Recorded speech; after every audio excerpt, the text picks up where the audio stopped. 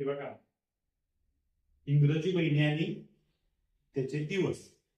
इंग्रजी महिने व त्याचे दिवस अतिशय सोप्या पद्धतीत आपण आता पाहूया. बघा, जानेवारीचे, फेब्रुवारीचे म्हणजे सगळ्याच महिन्याचे दिवस कसे ओळखायचे सांगतो तुम्हाला. हे आपला हात आहे का नाही? हाताचे असे मूठ बांधा, सगळे असे जरा इथं वर आहे की नाही? या ठिकाणी खाली वर, खाली वर, खाली वर, परत खाली वर आहे की नाही? असं याच्यावरून आपण काय करायचं, वर येणारे जे महिने आहेत ते 31 दिवसाचे आणि खाली येणारे महिने आहेत ते 30 दिवसाचे. मग इथं काय करणार, जानेवारी कुठं आला?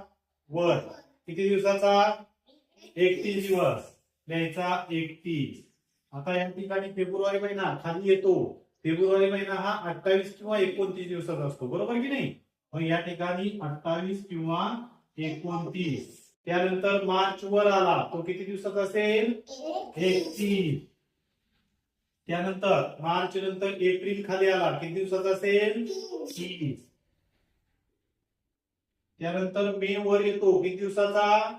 31. लिहून टाकू. जून खाली येतो, किती दिवसाचा? 30. त्यानंतर बघा शेवटी इथं जुलै येतो, येतो की नाही? तो असतो 31 दिवसांचा. आणि आता काय करायचं, इथं संपलं का नाही?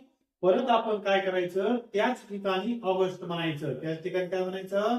ऑगस्ट. मग याच ठिकाणी ऑगस्ट म्हणल्यावर ते पण वर आहे की नाही? मग ते ऑगस्ट पण किती दिवसाचा? 31. त्यानंतर त्याच्यानंतर खाली जातं की नाही? तो सप्टेंबर महिना.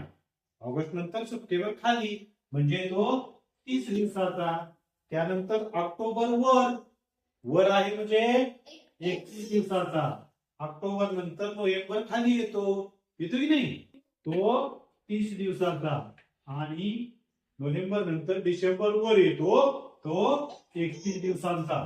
अशा प्रकारे या हाताच्या याच्यावर आपण इंग्रजी महिने आणि त्याचे दिवस अतिशय सोप्या पद्धतीनं आपण या ठिकाणी करून पाहायचं. मग आपल्याला आपल्या कोणत्या महिन्याचे किती दिवस आहेत हे अजिबात चुकणार नाही.